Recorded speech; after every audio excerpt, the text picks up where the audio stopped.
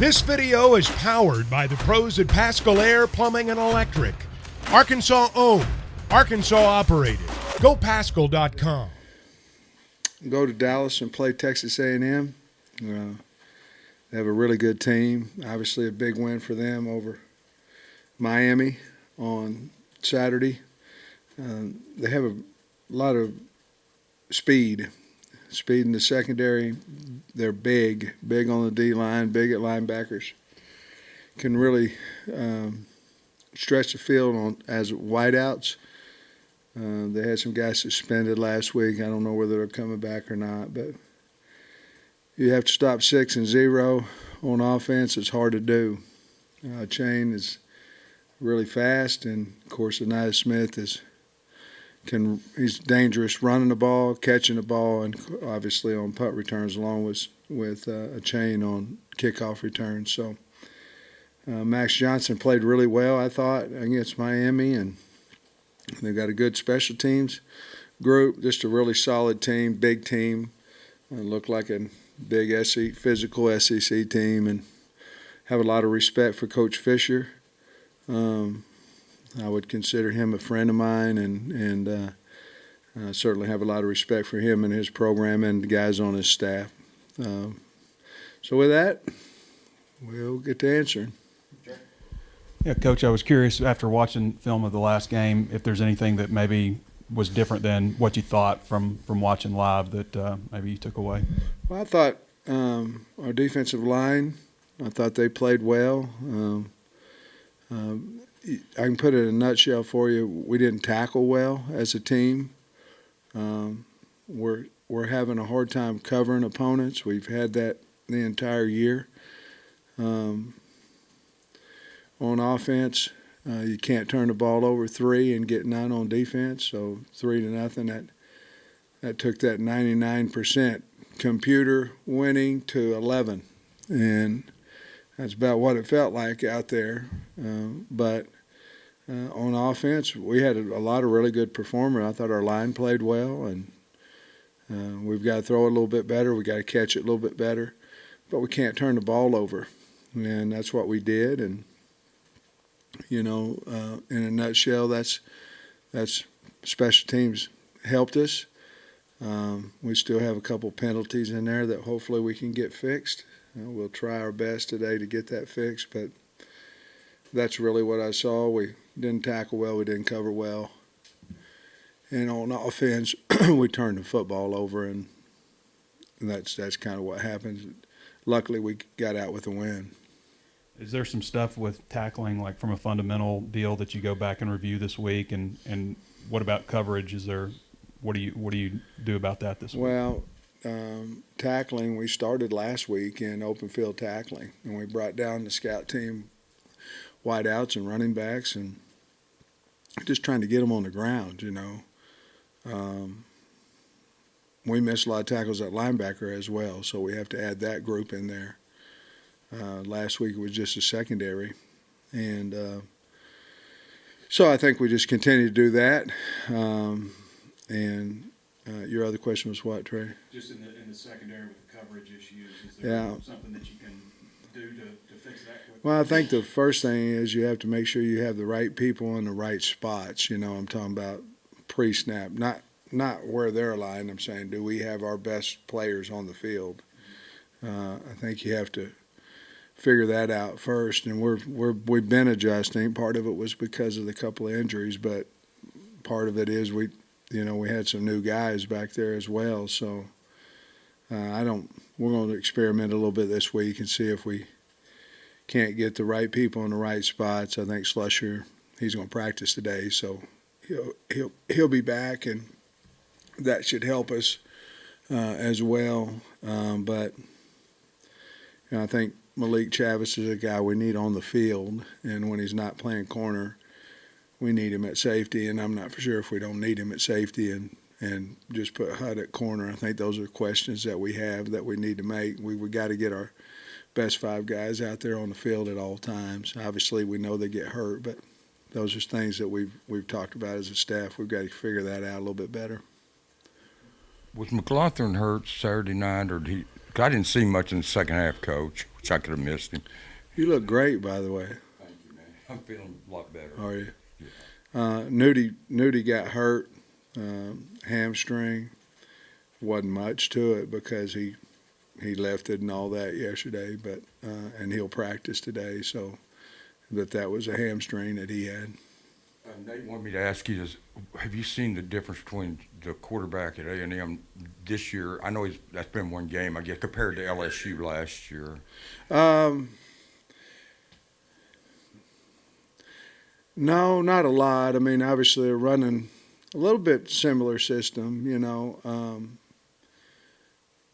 I don't see they're going to run the ball a little bit more with their other guy. I know you're comparing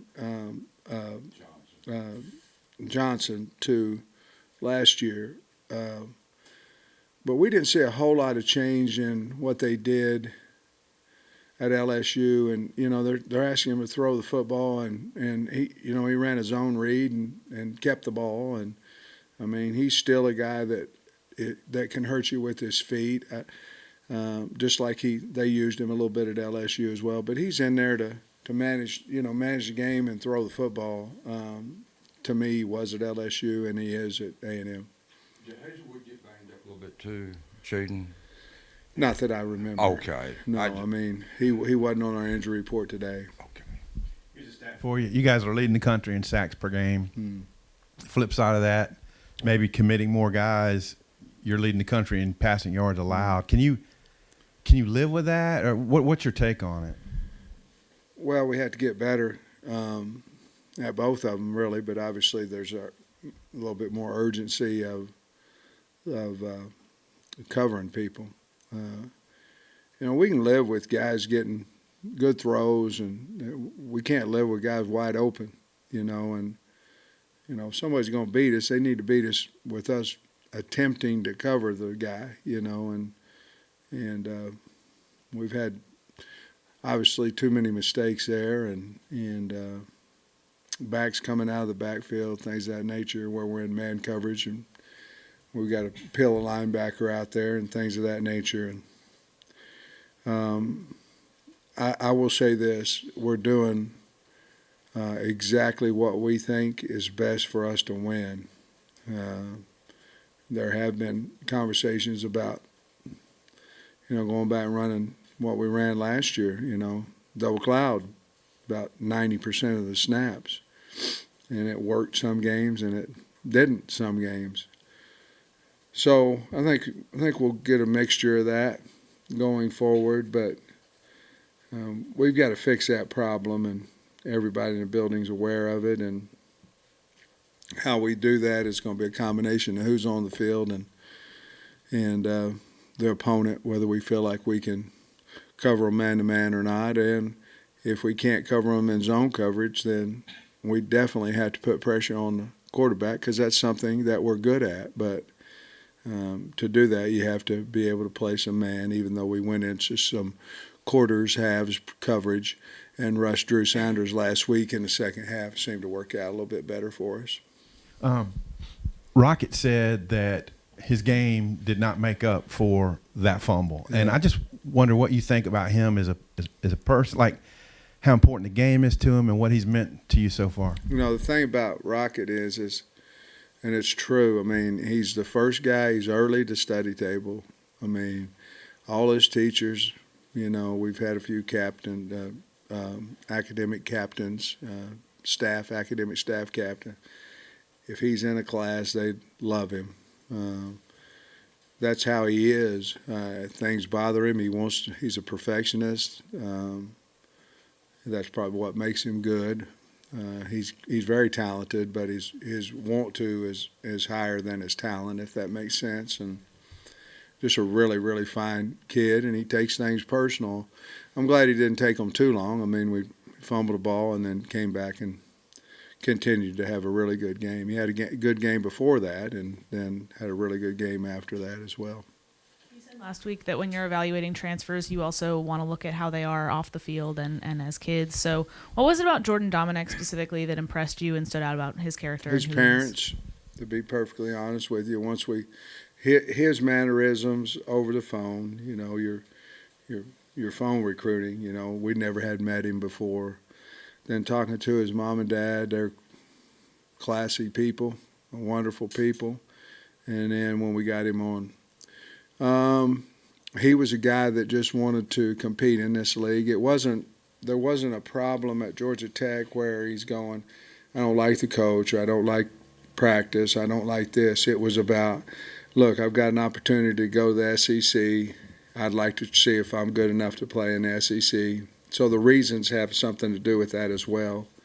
But his parents, his family, you knew that he was going to be a good kid by the way he was raised, and he came in and it was a shock to him. If you ask him, he'll tell you it was a shock to him about our work ethic. Nah, that's not fair to say, about how we run our program versus where he came from. And that's not a knock at Georgia Tech at all. They're obviously different than what we do. Coach Rockett was asked on Saturday if he feels like he's starting to make a statement nationally, and he said he does. I'm curious, did you expect this start from him to the season? I expected him to be a really good player. I don't know if I expected us to use him as much as we have. You know, he was primarily the only guy that played. You know, he wasn't, but very few reps for AJ and R-Dub. The way the game was going and where we were behind the whole game, you know, until the very, very end of the game. We just felt like as long as he wasn't tired, that he was our guy that we were going to go to. But to answer your question, I knew he would have production. I just didn't know we would use him quite as much and as we are, and probably a little bit surprised with his numbers that he's had. And that's not that I didn't believe in him. It's just he's had more attempts than what I thought probably at this point in time. And then with Chavis and Hudson Clark, it looked like they were rotating series on Saturday. Is that something that you plan on doing moving forward? I don't know. That again is, can we move, you know, do we feel good enough about moving Chavis, you know, to a safety? You know, with Slusher coming back, you know, we have some opportunities to have some movement, you know. Basically, it's sort of like in the back end, it's sort of like, it depends on if we're in a 3 or 4 man front, but most of the time we've been in a 4 man front a lot this year, and so you got 5 of them working back there, counting your nickel. Sort of like an offensive line. You don't necessarily go, okay, this is my best left tackle, you just say, okay, who are my 5 best players, and then you piece them in there when they need to go. I think a little bit of that's going to happen to us this week, and it could be Chavis on the field at safety, or even Hud on the field at safety. I don't know exactly, but we're certainly going to look at it.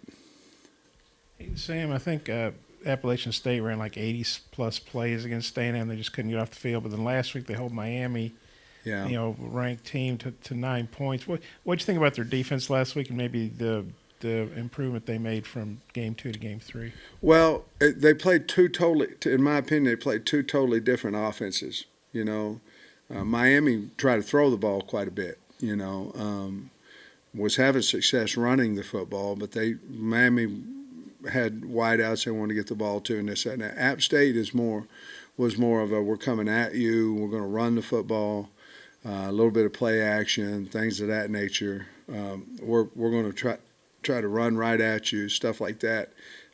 So there was 2 different offenses going against their defense. Their defense is big and physical and can run. I think they've got a lot of strengths.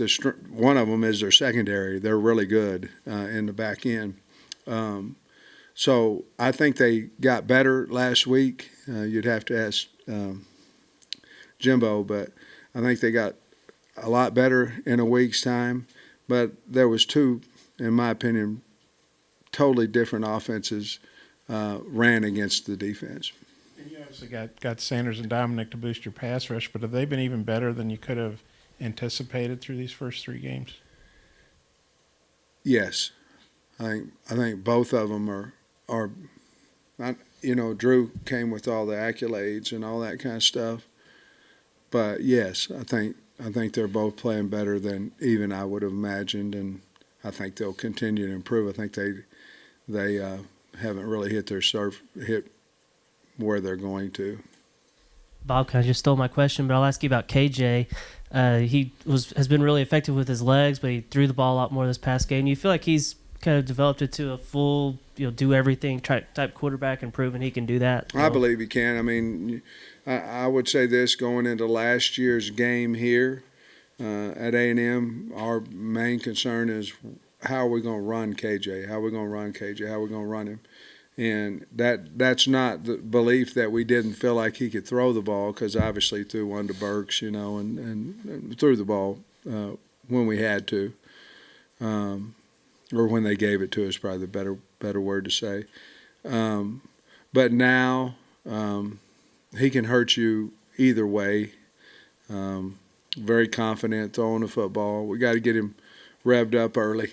We got to get him involved in the game early, whether that be running or whether that be throwing. I don't think we really called a significant run to him where it was just his run until the third quarter the other night, and that was say, hey, we better get him involved. Even though we were running the ball decent, we better get him involved. Hey, Coach, just going back to the win over A&M last year, how important was that game, just punching through and breaking that losing streak in the series in terms of the trajectory of the program and getting it to where you wanted it to go? Well, it felt good. I mean, I'll say that. I remember going into the locker room after the game, and we were 4-0 at the time, and it felt awful good. I think we'd lost 9 in a row. I think they won 9 out of 10. And something like 9 out of 13 they've won. But I think we won the first 3 in the trophy game I'm talking about in the Southwest Classic. It felt really good. I think it was really important to us because we had been fortunate enough to beat Texas and then come back and beat Texas A&M. I felt like it would do something for us on a national appearance, and I knew it would help us in recruiting in Texas, but I thought like it was a CBS game, I think, 2:30 game, and I felt like it would help us in recruiting. But, yeah, it felt awful good. But, yeah, I thought it was an important game for us to have as a win. Coach, there was a real special video that came out of the Lions camp yesterday. Yeah. Something that you commented on. What did it mean to you, and is it going to be a message to the boys this week? Well, I love Dan Skipper. I mean, him and about everybody I've ever coached. But Danny called me last week. I don't think he'll mind me sharing. I hope he doesn't. I don't think he will, but he called me last week and told me he's going to get his first start. And he was 6 years in, he had been cut, down to the practice team. He said, I'm going to get my first start. And he was very complimentary of me, like I had one thing to do with that, which I did not. He did all that. But then that video, Coach Campbell doing that was awesome. And I called Dan after I saw it last night, and visited with him a little bit. But that was pretty special by Coach Campbell to do that and then send him up so he can have the pleasantry of talking to all you guys in Detroit. And I thought that was pretty cool. I text Coach Campbell as well. I thought it was pretty cool. And he texted me back, but he didn't have to do that either, but I thought it was really neat. I asked him about old Frankie. He said Frankie's a stud, which we all knew that. Hey, Sam, I think I have this right. You coached in the Red River game when you were at OU, and then you coached in the cocktail party when you were at Georgia. Is there a uniqueness to preparing for one of these neutral site games? It's electric. Those games are electric. Now, we didn't win. Thanks for reminding me about the Red River. I'm 0-2. We didn't do so hot when I was at Oklahoma back in 96 and 97, 98. But it's neat. You don't normally walk into a stadium and it's even Steven fans. Hotels have similar number of occupants from both teams. It's really cool. You know, being in Mr. Jones Stadium is really neat. And, you know, I didn't take the team in there last year, which I'm not this year either, on a Friday, but I said, oh, it's just a stadium. But, you know, I'd been there in 13, 14, 15. And I walked in there, I go, holy cow. I mean, that thing is huge and nice. And I was going, well, maybe I should have brought them in, but we got off to a fast start. So, but yeah, there's really something neat about that. It really is where both fans meet in a town. And the Georgia-Florida game was, and still is, obviously a great feeling for the fans and for the players. And you were talking after the first game about the number of Rockett's touches and just watching that. Do you feel like he's holding up well right now? I do. I mean, yes. Yeah, he's a big, powerful guy too, and but he's a smart runner. He's learning that, you know, when you get wrapped up by a couple guys, it's time to get down. You know, he's starting to learn that instead of standing up there and taking the guy coming from 10 yards away and knocking the heck out of him. He's become, in my opinion, a smarter runner, trying to take away those last second shots on him. But yeah, he's held up really well. Coach, you mentioned the secondary for Texas A&M. I was curious what you thought about the wide receiver play so far, in particular for you guys. Matt Lander seems like he's really starting to charge on. You know, Matt, like I said the other night, he was really down on himself last week. I mean, into Wednesday. And then to come out and have that game, hopefully it propels him to something even better, something special.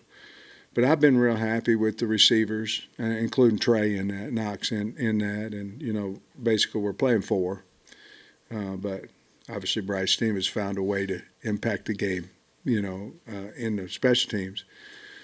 But I thought going into the season we had a good receiver core, and I do now. I think you got to cover each and every. I mean, you had to have somebody pretty good on defense against each one of them. And yeah, I've been real pleased with those guys. We dropped a couple balls the other night that we got to catch. Landon Jackson was one of the best high school players I've seen in his position, Coach. It seemed like last Saturday, maybe in the second half, seemed like he's getting healthy. He gained confidence. It looked like he kind of getting back to where he Landon Jacksonville. I agree with you. He's playing with a lot more speed, a lot more confidence. Obviously, he started last week with Stu being out. But yes, I think if you look at him and Drew Sanders both, I think they're getting better each week. I think they're becoming more comfortable with the system and their teammates and things of that nature. But yes, I agree with you 100%. When you went back and saw the tape, Missouri State just came out fast. They were breaking tackles and all. What did you see maybe in terms of just the energy that they started the game and like what y'all needed to do to blunt that maybe? Well, I mean, they had a good scheme on us. We came out of the gate not covering and not tackling, you know, is what happened. And but they had a really good scheme, and their quarterback was fantastic and a really good player. And so, you know, this team, Missouri State got beat 23-16 at Oklahoma State last year. You know, they got beat by 7. And Oklahoma State was number 7 and went to the Fiesta Bowl, beat Notre Dame, and they got a pretty good team. Now we can't turn the ball over, and we got to get better at tackling. We got better at covering and all those types. We have to, but it might be you take the logo off and you put somebody else's logo on there, and you'd say, man, we didn't play very well, but thank God we got the win. You know. I'm pretty sure it didn't flaw Oklahoma State's season when they went to the Big 12 championship and to the Fiesta Bowl.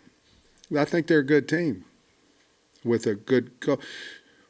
It shouldn't have been that way, but but you got to give them credit. They were well coached. They came out. They had a Thursday night game, so they had a couple extra days, and they had.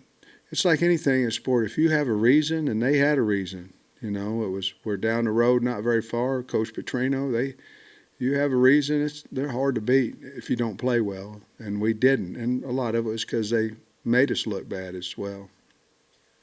Any indications last night on what DeSean Stewart will look like, and whether Dominique says he's ready to go? Well, Dominique, we could have played him. He was ready. We just didn't. And on Stu, I think we got to wait today and tomorrow to kind of see how he looks. If I was saying today, I think he'll be able to play, but I haven't seen him. The training staff has, but I haven't seen him. Sam, getting Slusher back, how big a boost? You can tell about the coverage issues you're having.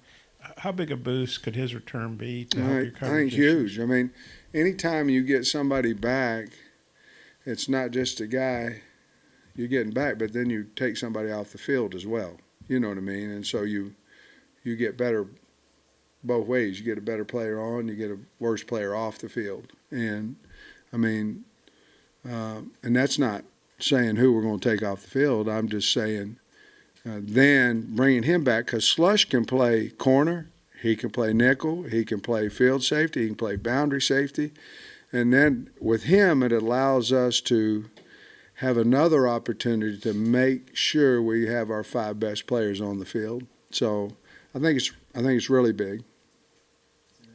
About your receivers, what strides have you seen from Hazelwood the first 3 weeks, and then would you like to see more of Ketron Jackson moving forward? Well, Hazelwood, I think he's been pretty solid all year. I don't know that. I think his leadership's probably a little bit better than what it was at the beginning, which was really good anyway.